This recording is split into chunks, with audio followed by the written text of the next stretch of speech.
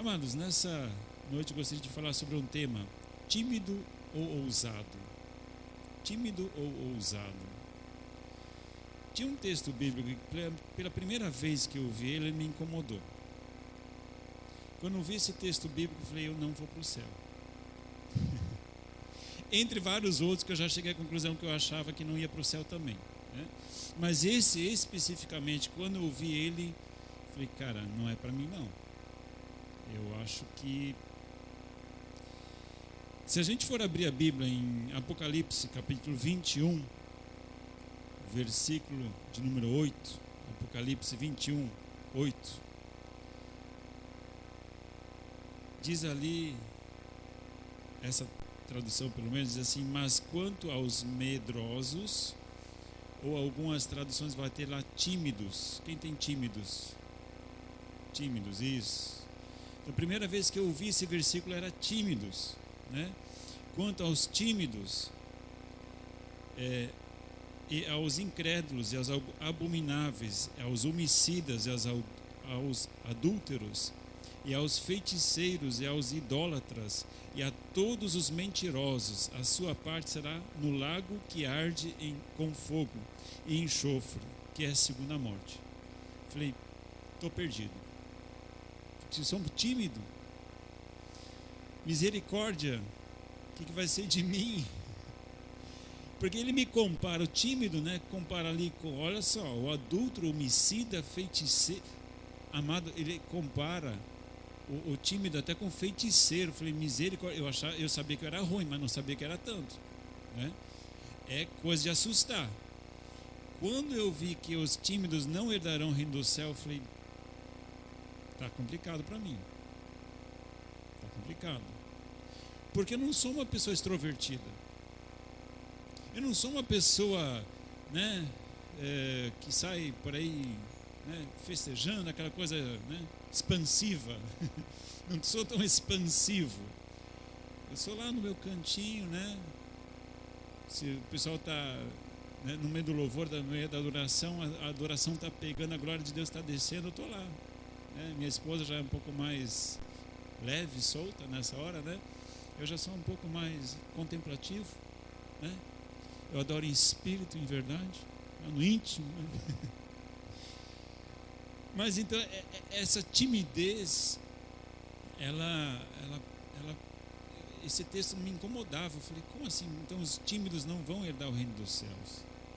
Isso me preocupava, porque eu pensei: então eu vou ter que morrer e nascer de novo, né? Morrer, o Cláudio Tímido tem que nascer um cara expansivo, um cara empolgado, um cara, né, diferente, porque...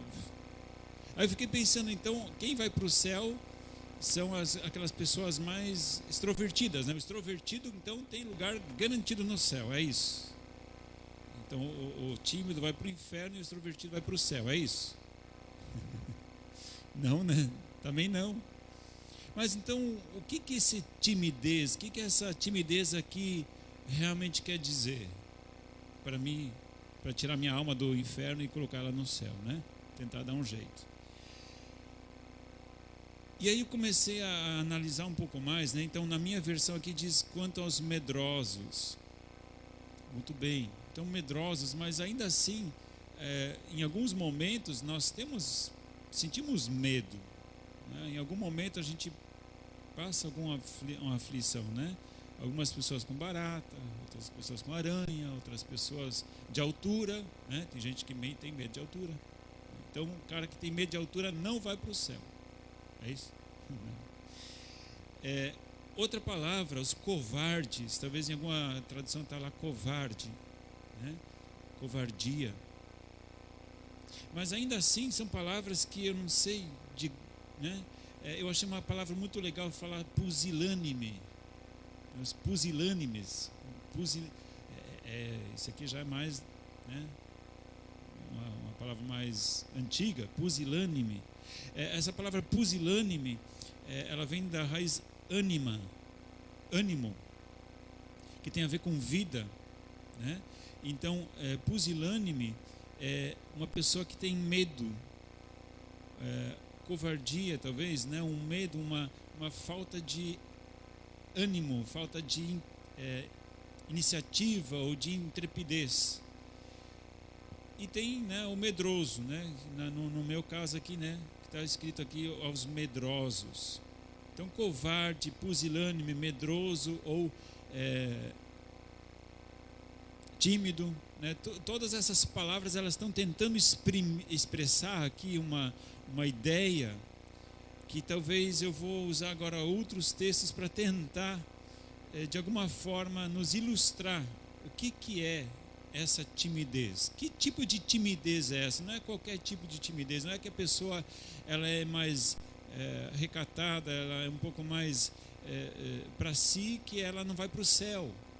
Né? Não é porque o cara é expansivo, o cara é falador, o cara é extrovertido, esse vai para o céu. A questão aqui da timidez, ela não tem tanto a ver com o caráter, o temperamento da pessoa.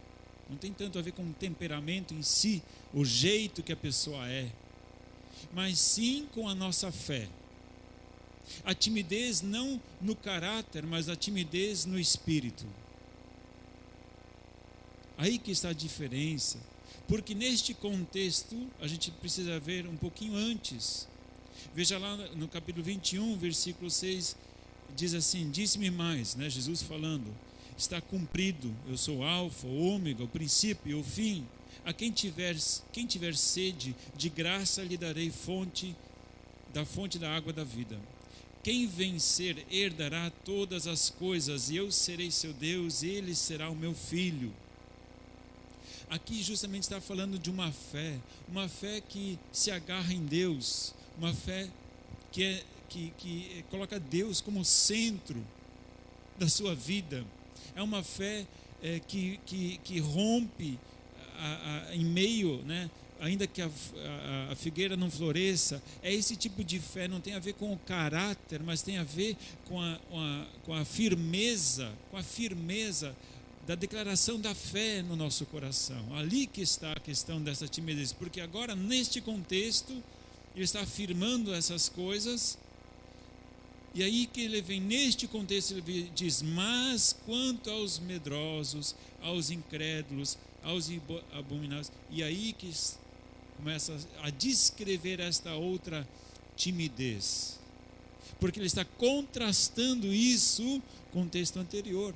Daqueles que venceram, aqueles que guardaram a fé, aqueles que perseveraram, aqueles que não negociaram a sua fé e aqueles que a esconderam no seu coração, dizendo: eu não vou me corromper com este mundo. Opa, estou começando a sentir paz no coração agora, né? Já está começando a melhorar. Eu achava que já estava destinado para o inferno, então tem esperança. Mas esse tema, eu gostaria de expandir um pouco mais. Veja o que diz lá em Lucas capítulo 9. Lucas 9, versículo 23.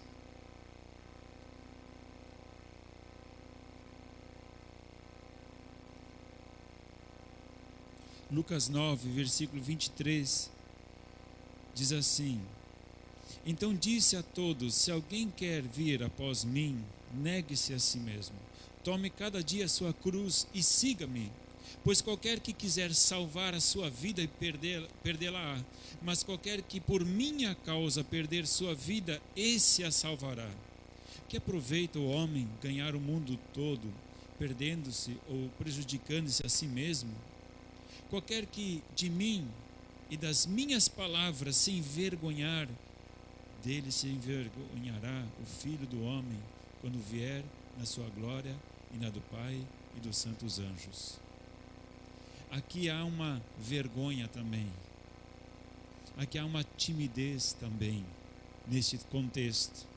E Jesus diz, ele começa falando sobre tomar a sua cruz e seguir Jesus, a determinação da fé, de realmente perseverar, de lutar, de não se amedrontar no meio dessas circunstâncias todas. E ele diz que quem ama mais a vida aqui na terra do que as coisas no céu, diz que não é digno. Ele coloca lá no versículo 25, que aproveita o homem ganhar o mundo todo perdendo-se ou prejudicando-se a si mesmo, ou em outra versão lá em Marcos 8,36, se não me engano, vai estar lá, que proveito tem, né, o homem ganhar o mundo inteiro e perder a sua alma. A questão aqui são prioridades. Se a minha prioridade é angariar fundos aqui na terra, ser alguém aqui na terra, de repente eu posso estar perdendo o espaço lá no céu, de ser alguém lá no céu. E aí, neste contexto, ele fala: qualquer um que de mim e das minhas palavras se envergonhar. O que é isso? É sentir vergonha da Bíblia? Não, é você simplesmente, quando é confrontado numa forma de viver, você tem a forma bíblica de reagir, você tem a forma bíblica de agir, ou a forma mundana de agir. Você se adequar ao contexto, você tomar a forma deste mundo, que Paulo fala lá em Romanos 12:2. Tomar a forma deste mundo, não vos conformeis com este mundo, não tome a forma deste mundo. É mais ou menos essa ideia. É de você, ao invés de você agir na palavra, você age por si mesmo, como você naturalmente reagiria. Ele diz justamente: se você se envergonhar de mim, da minha palavra, você aceitar as circunstâncias, se amoldar ao mundo, não bater o pé. A Bíblia diz isso: eu não vou negociar. Eu não vou negociar a minha fé, eu não vou negociar, não vou abrir mão do meu testemunho só para agradar as pessoas. Eu vou passar a mão na cabeça disso, daquele outro. Eu vou atualizar a Bíblia, porque eu não tenho coragem de confrontar o pecado, então vou conformar a Bíblia. Não existe essa forma de cristianismo. E então ele diz assim: dele se envergonhará o Filho do Homem, quando vier na sua glória e na do Pai e dos santos anjos.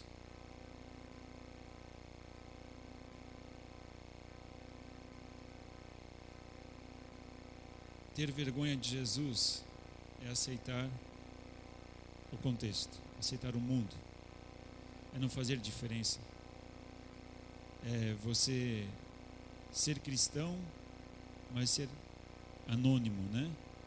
Ser aquele cristão detetive, né? Ninguém sabe. Agente secreto de Jesus, né? Ninguém sabe o que o cara é. Não quer dizer que você tem que aí ficar falando, né? Querendo obrigar os outros a aceitar o seu Jesus na força, mas sim dar um bom testemunho, independente das circunstâncias. Para a gente entender um pouco dessa timidez, eu gostaria de usar um texto também do Antigo Testamento, Deuteronômio capítulo 20. Lá no Antigo Testamento, Deus já falando, dando alguns mandamentos para o povo, e chegou no momento que ele começou a falar sobre como é que eles deveriam ir para a guerra, como é que deveria ser levantado um exército no meio do povo, como é que o rei, o líder, deveria levantar o exército, quais são os critérios para escolher as pessoas que vão para a batalha. Havia algum critério, não é que quem quer ir para a batalha, levanta a mão, aí o pessoal que levantava a mão, então esses vão para a batalha. Não. Nem todos estavam preparados para a batalha, e a Bíblia nos alerta que algumas pessoas que talvez não estariam preparadas para ir para a batalha. Então, em Deuteronômio capítulo 20, a partir do versículo 2, ele diz assim: quando vos achegardes ao combate, o sacerdote se adiantará e falará ao povo, dizendo: ouve, ó Israel, hoje vos achegais ao combate contra os vossos inimigos. Que não desfaleça o vosso coração, não temais, nem tremais, nem vos aterrorizeis diante deles. Pois o Senhor vosso Deus é quem vai convosco a combater contra os vossos inimigos para salvar-vos. Imagina o sacerdote, ele chega diante daquele mundaréu de homens, né, porque eram os homens que iam para a batalha, chega na frente daquele mundaréu de homens e ele diz: olha, gente, primeiras palavras que eu quero falar para vocês: não amarelem, não se acovardem, não desistam, se sintam encorajados. Por quê? Porque vocês são bons, porque vocês são um povo maravilhoso, porque não. Ele coloca as cláusulas. Por que o povo não deveria se desanimar? Ouve, ó Israel, hoje achegai-vos a combate contra os vossos inimigos, que não desfaleça o vosso coração, não temais, nem tremais, nem vos aterrorizeis diante deles. Não tenham medo diante do inimigo.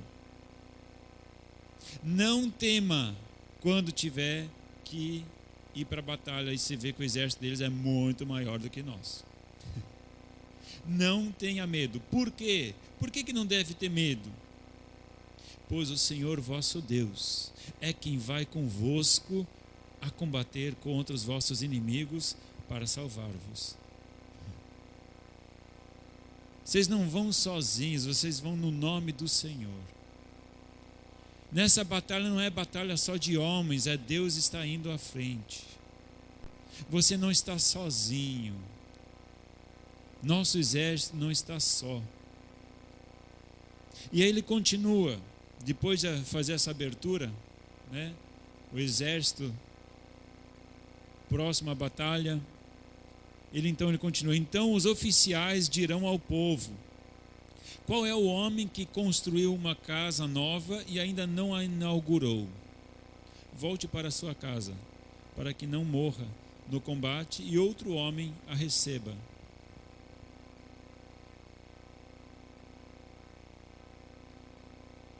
É uma notícia boa, né? Não é uma notícia boa? Ó, quem construiu aí, ó, ainda não, acabou de construir a casa, mas não aproveitou a casa ainda, pode ir para casa. Porque ele pode morrer no meio da batalha. Você pode cair no meio da batalha.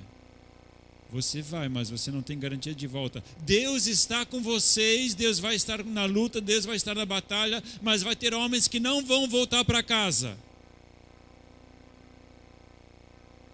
Vão cair no meio da batalha, mas vão cair lutando para fazer a vontade de Deus. Essa é a questão.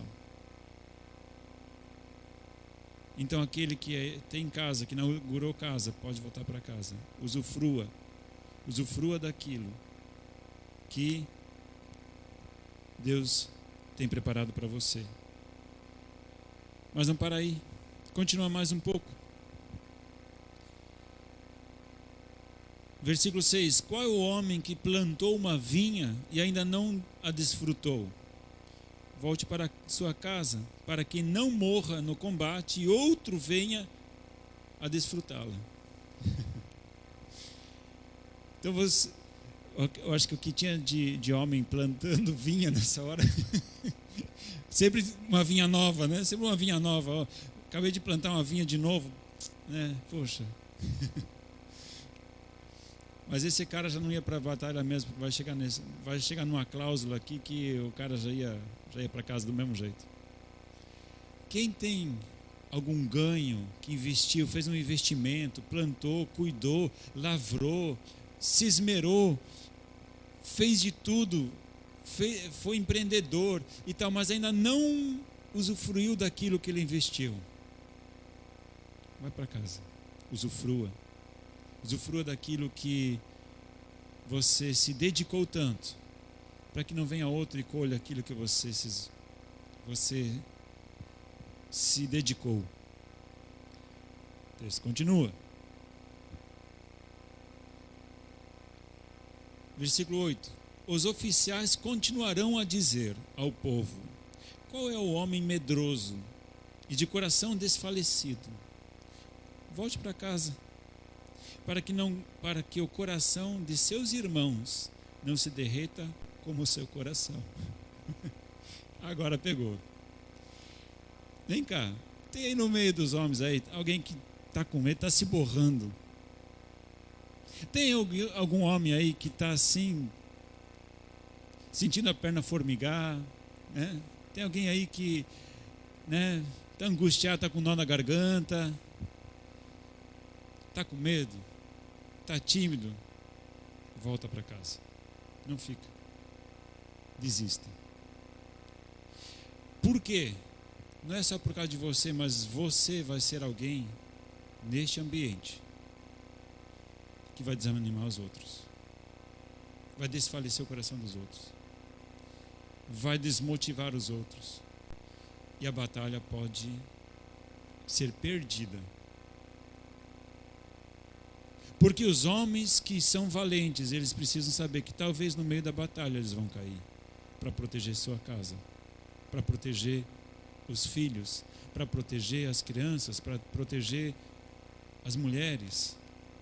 Os homens que vão para a batalha são aqueles que estão conscientes do risco que eles estão correndo, mas em nome do Senhor, eles ouvem um chamado, estão dispostos a pagar o preço.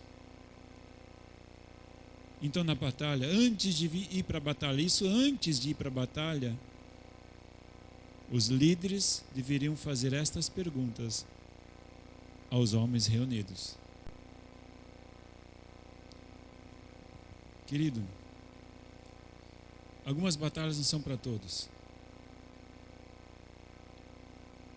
Mas também não somos inconsequentes. Não devemos ser inconsequentes. Devemos ser, sim, conscientes dos riscos que estamos tomando. Não é ir na loucura, mas é ir debaixo de uma palavra do Senhor. Essa é a diferença. Porque se você vai sem segurança na palavra, sem fé naquilo que está sendo dito, sem fé na palavra, você vai cair no meio. A questão é o quanto você confia na palavra do Senhor. Aí que está a diferença. A questão não é ser corajoso em si mesmo, mas é ter coragem e confiança na palavra do Senhor. Porque antes disso tudo foi falado, Deus vai com vocês, Deus vai na frente de vocês.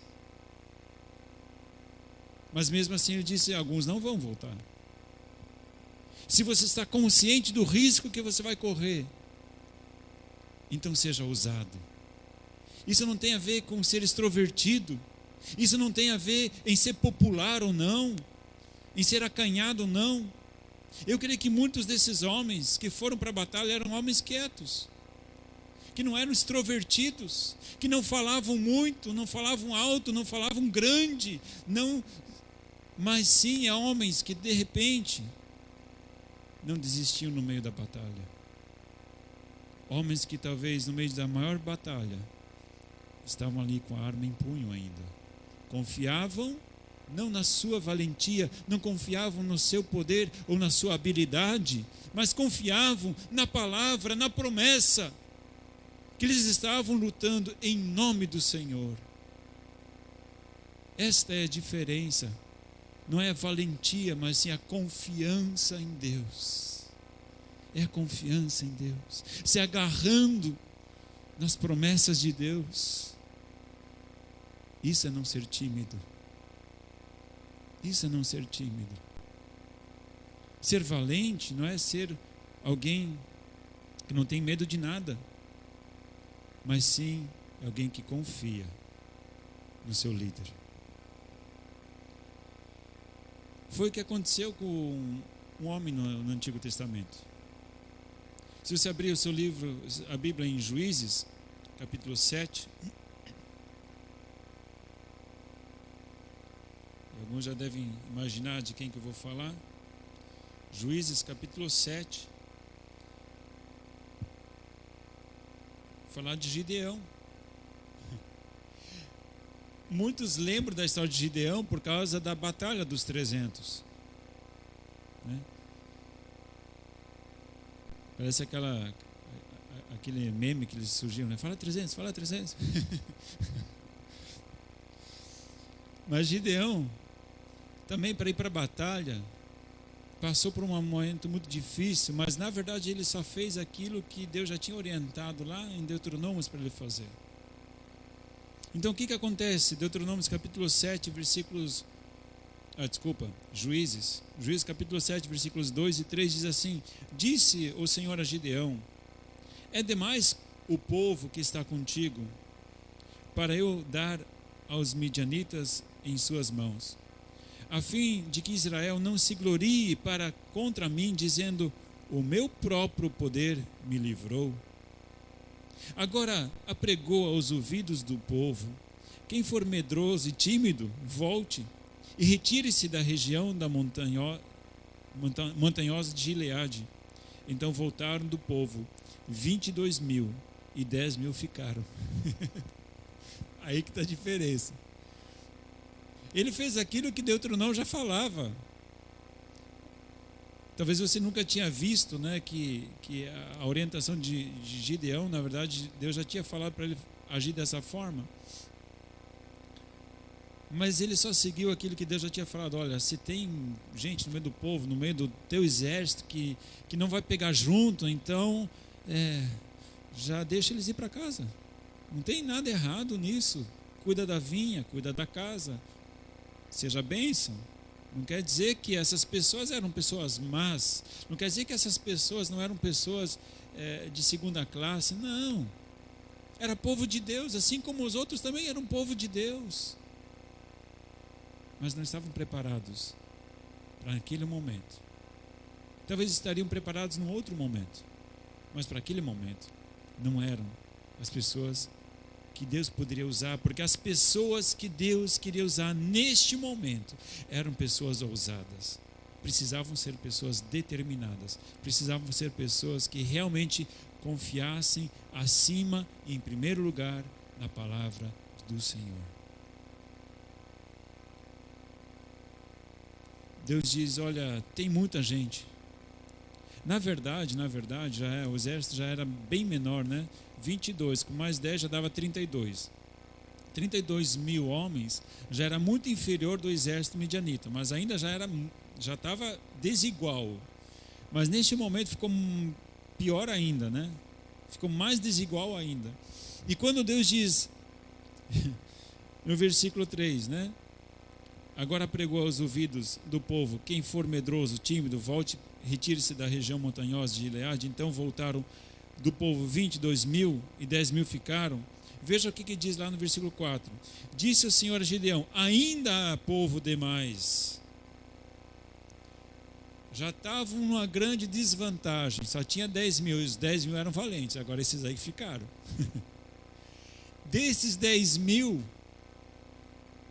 que restou, Deus diz: olha, é muita gente.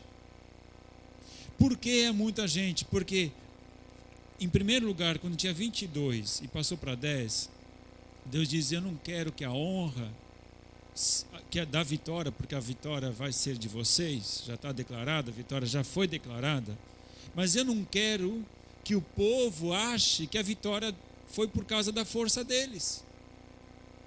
Eu não quero que eles tomem sobre si uma honra e uma glória que é só minha. Eu não quero dividir a minha glória com ninguém, porque quem vai dar a vitória sou eu.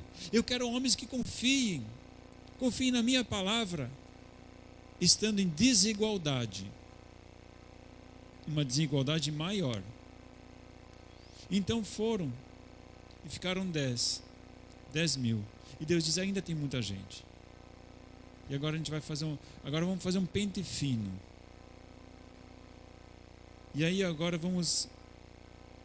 eu vou escolher a dedo os que vão. Josué, observa os que vão tomar água, como vão tomar água.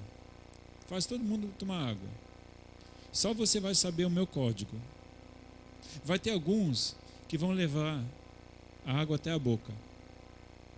E vai ter alguns que vão tomar se agachando. Os que se agacharem, fora. Os que levarem a mão à boca, esses aí se põem de lado. De 10.000, fala 300, 300. Sobraram 300. E aí Deus diz: são esses são os caras. E o mais absurdo, mais idiota, mais louco, mais fora dessa história toda, que eles nem pegaram em armas. Eles venceram essa batalha fazendo barulho. Pensa uma coisa mais louca. Tinha que ser corajoso ou não tinha que ser corajoso? Pô, coragem aqui é apelido, né? Misericórdia. O que foi isso? Que batalha foi essa? Tocha, vasos de barro e grito. Essa foi a vitória. Tinha que ser muito... Não é coragem, é loucura. É um absurdo. Mas eles iam em nome do Senhor. Deus tinha garantido a vitória. Não é uma loucura, porque loucura é quando você vai na cara e na coragem, né? Como diz, na cara e na coragem. Isso é loucura muitas vezes. E muitas vezes as pessoas falam em nome de Deus, né? Eu vou fazer em nome de Deus, porque não sei o que e tal. Mas Deus não deu nenhuma palavra para essa pessoa. Vai na loucura mesmo. E aí acaba se dando mal muitas vezes. A questão é, Deus está na frente, Deus te falou, Deus está contigo, então vai, não tema. Isso é não ser tímido. A timidez que Apocalipse está falando não é uma timidez de caráter, de temperamento, é uma timidez na fé. Daí você pode dizer, pastor, mas eu não tenho uma coragem dessa envergadura. Eu me sinto, e aí eu posso fazer coro contigo também, eu me sinto, né, desqualificado, né? Desqualificado. Mas aí que vem a preparação e a capacitação do alto. Aí que vem a capacitação do alto. Deus, ele não escolhe apenas homens corajosos. Deus escolhe homens que confiem nele. Vou repetir. Deus não escolhe homens corajosos. Deus escolhe homens que confiem nele. Amém? Deus está chamando e levantando homens que confiem na palavra dele. Eu vou à frente, você vai me seguir, e a minha palavra é a tua garantia. E se eu digo que eu vou, você vai e você vai ter vitória. É esses homens que vão vencer a batalha. É esses homens que não são desqualificados. É esses homens que confiam mais em Deus do que na sua própria capacidade. Talvez os seus próprios olhos eles sejam pequenos, mas sabem no tamanho do Deus que confiam. É aqueles pequenos Davis que ao enfrentar o gigante Golias, dizem, no Senhor, é no Senhor que eu vou contra ti. Não é loucura, é confiança. Não é autoconfiança, mas é autoconfiança. Confiança no alto, naquele que está no alto, aquele que tudo pode, aquele que tudo é. É isso. É isso. É a unção do alto, é a capacitação divina. Se você for ver em 2 Timóteo, capítulo 1, 2 Timóteo, capítulo 1, versículos 6 a 8. Paulo falando para Timóteo. Timóteo era um pastor novo. Timóteo era um rapaz novo no ministério. E Paulo já experimentado fala isso para Timóteo. Por este motivo eu te exorto que despertes o dom de Deus que há em ti pela imposição das minhas mãos, porque Deus não nos deu espírito de timidez, mas de poder, de amor e de moderação. Portanto, não te envergonhes do testemunho do nosso Senhor, nem de mim, que sou prisioneiro seu. Antes participa comigo das aflições do Evangelho segundo o poder de Deus. Aleluia. Paulo diz, ei, confie na unção que eu dei sobre você, dos dons que você recebeu. Lembre-se dos dons, da capacitação do alto. Responda a essa capacitação do alto. Corresponda. Por este motivo eu te exorto que despertes o dom de Deus que há em ti pela imposição das minhas mãos, porque Deus não nos deu espírito de timidez, mas de poder, de amor e de moderação. Amados, nós já fomos revestidos da capacitação do alto para a batalha. Mas essa mesma capacitação não é uma capacitação absurda, louca, desvairada, mas sim ela tem moderação, ela sabe em quem confiar, ela vai movida pelo poder do amor, se sacrificando, não sacrificando os outros em função de si, mas se sacrificando, porque o amor é autossacrifício. Paulo diz: vai no poder do Espírito, porque olha só no versículo 8: portanto não te envergonhes do testemunho do nosso Senhor, nem de mim, que sou prisioneiro seu, antes participa comigo nas aflições do Evangelho, segundo o poder de Deus. Faça segundo o poder que Deus já te deu. Essa é a questão.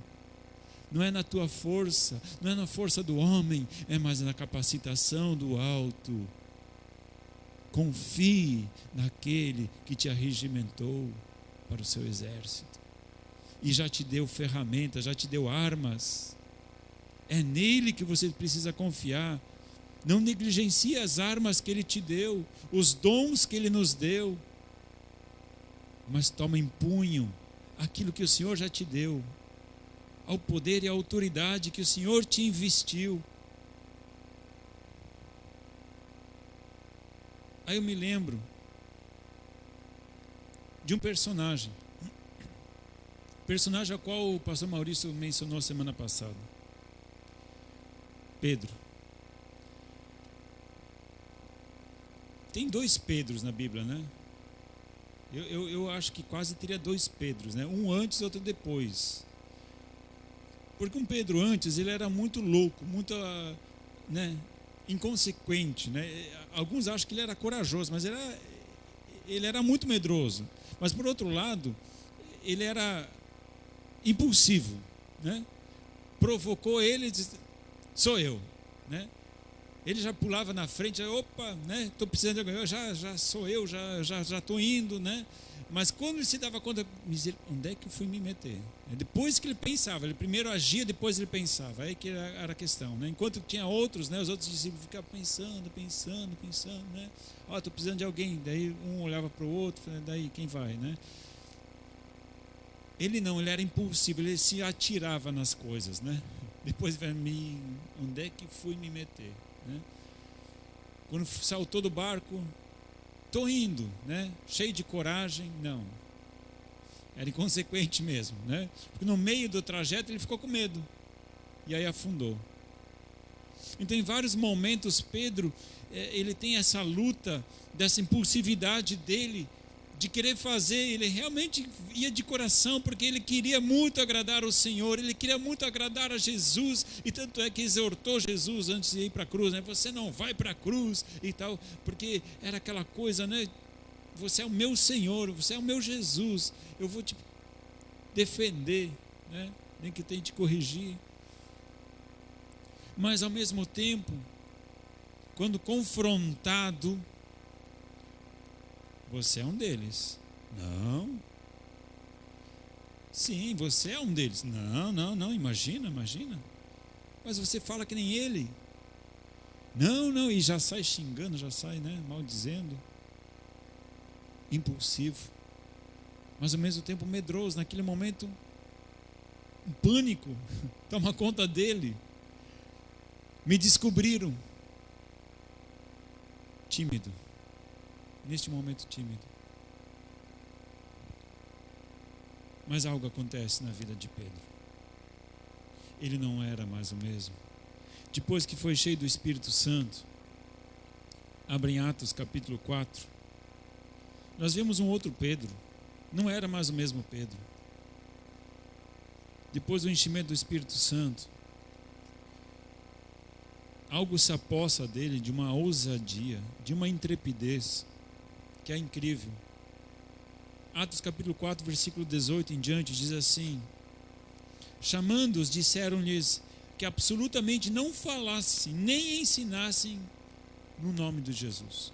Responderam, porém, Pedro e João: julgai vós se é justo diante de Deus obedecer antes a vós do que a Deus? Pois não podemos deixar de falar do que temos visto e ouvido, antes eram empregados que questionavam: ei, você não é um deles? E ele se borrava de medo. Eram, né, soldados que estavam ali se aquecendo em volta do fogo, dizendo: ei, você é um daqueles 12? Não sei de nada, não sei de nada. Nem conheço esse cara ali, ó, nem sei de quem se trata. Agora, as mesmas pessoas que mataram Jesus, as mesmas pessoas que estavam envolvidas em toda essa artimanha para matar o Mestre Jesus, essas mesmas pessoas falam com Pedro, dizendo: Pedro, você para de falar nesse cara, você para de falar nesse Jesus. Ele falou: eu não consigo. O que aconteceu com Pedro? E não era muito tempo depois. Porque o que aconteceu? Jesus foi crucificado na Páscoa. Aí 40 dias, ascensão, Pentecostes, o derramamento do Espírito Santo. Nas próximas sequências de dias ali é que acontece isso. Talvez algumas semanas, algum mês, não sei. E eles questionando Pedro, acusando Pedro, ameaçando. Pedro diz: não consigo. Eu não consigo ficar quieto do que eu tenho visto, que eu tenho... isso é forte demais. Veja o que acontece na sequência, versículo 23. Soltos eles foram para os seus e contaram tudo o que lhes disseram os principais sacerdotes e os anciãos. Ouvindo eles isto, unânimes, levantaram a voz a Deus em oração: Senhor, tu és o que fizeste o céu, a terra, o mar e tudo o que nele há. E aí ele vem toda uma oração glorificando a Deus e adorando e tal. Veja só agora no versículo 29. Agora, ó Senhor, olha para as suas ameaças, concede aos teus servos que falem com toda a ousadia a tua palavra, enquanto estendes a tua mão para curar e para se façam sinais e prodígios pelo nome do teu santo Filho Jesus.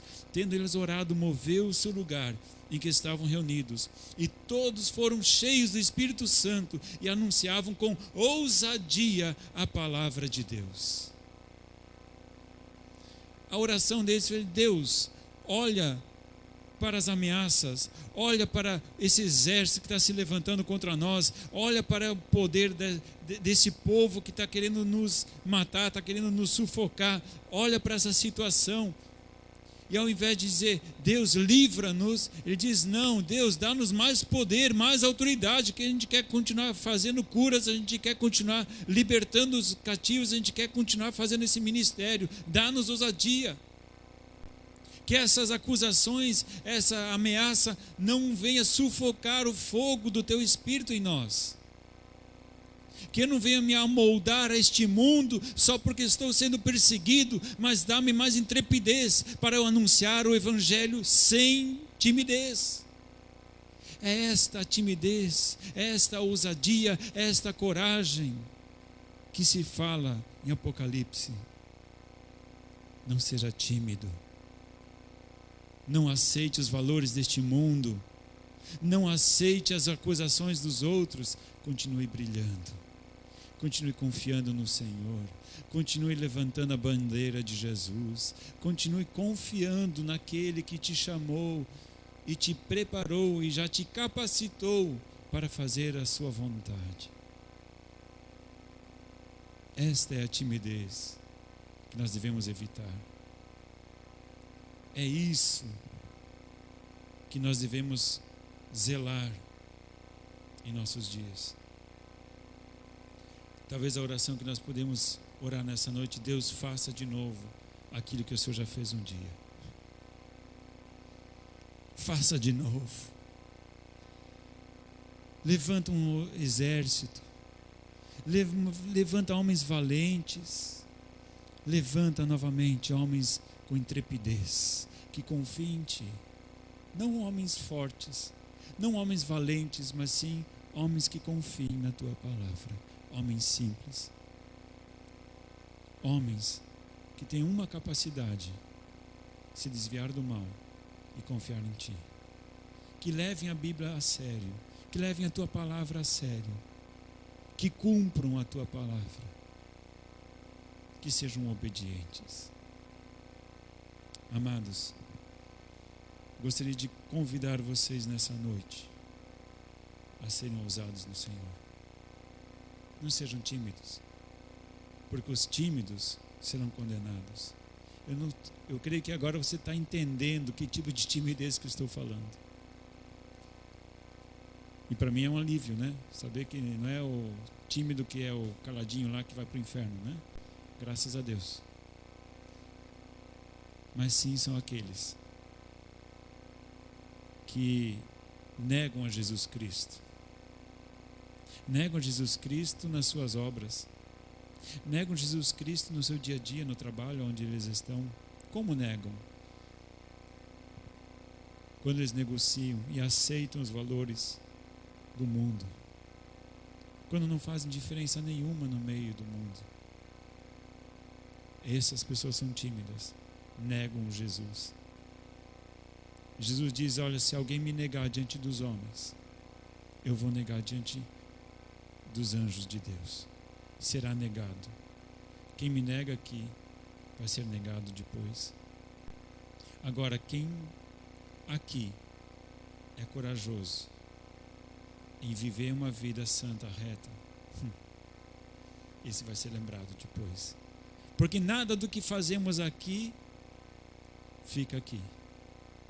Tudo vai aparecer depois. E depois é que interessa. Porque depois é eterno. Agora é passageiro. Depois é eterno. Seja lembrado depois. Então lembre-se dele agora. Declare Jesus agora. Faça algo para Jesus agora. Para que depois, quando você chegar no céu, de Jesus, você ouça aquelas palavras, né? Vinde a mim, servo bom e fiel. Entra no descanso do Senhor. Vamos nos colocar de pé.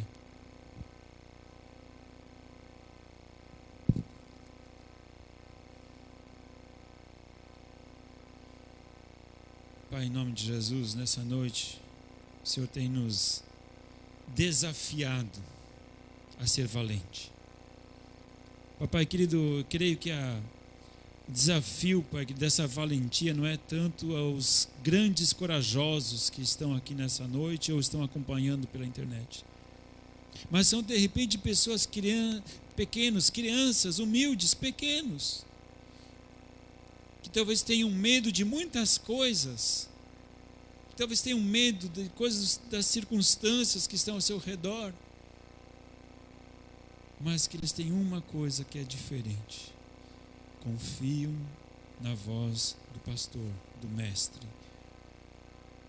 Porque Jesus mesmo diz que as minhas ovelhas ouvem a minha voz. As ovelhas de Jesus reconhecem a voz do seu pastor. As ovelhas de Jesus reconhecem a palavra do pastor. E quando o pastor vai à frente e mostra o caminho, elas discernem a voz e dizem: eu quero estar nisso, eu quero estar nisso, eu quero acompanhar isso, eu quero acompanhar este, porque eu sei que esta é a voz do meu Senhor, é a voz de Jesus. Pai, em nome de Jesus, nessa noite, eu oro por aqueles que têm uma fé pequenina, Pai. Assim como aquele pai que trouxe o filho enfermo, possesso, disse: Senhor, aumenta a minha fé. Que nessa noite o Senhor esteja ouvindo esta oração. Aumenta-nos a fé. Papai, em nome de Jesus, que no meio de tantas adversidades possamos ainda olhar para Ti e confiar em Ti. Ó Pai, em nome de Jesus, que as circunstâncias não abafem, não sucumbam a Tua voz em nós, mas que possamos crescer na fé, desenvolver a fé e sermos ousados, aonde nós estivermos, que o Senhor esteja conosco, onde nossa planta do nosso pé pisar, ali o Senhor esteja presente, nos guardando e nos livrando, e ao mesmo tempo aonde nós possamos dar um bom testemunho, orar pelas pessoas que estão ao nosso redor, abençoar em nome de Jesus. Pai, em nome de Jesus, levanta o teu exército, Pai, de homens valentes que confiam no Senhor acima das circunstâncias. Ó Pai, em nome de Jesus, fortalece a nossa fé, unge-nos, Pai querido, com a mesma unção que Pedro teve, dessa ousadia, ou mesmo que Paulo orou sobre Timóteo, dizendo: lembra da unção que você recebeu, dos dons que você recebeu. Levanta, Pai, em nome de Jesus, um povo intrépido. Pai, em nome de Jesus, obrigado que hoje é dia de restauração, hoje é dia de fortaleza, de nós nos fortalecermos em Ti, Pai. Em nome de Jesus, que cada um, Pai, em nome de Jesus, tenha uma semana abençoada, guardada, amparada por Ti. Que o Senhor nos livre de todo mal e que o Senhor nos dê coragem para não negarmos a Tua fé, mas diariamente declararmos, em nome de Jesus. Amém.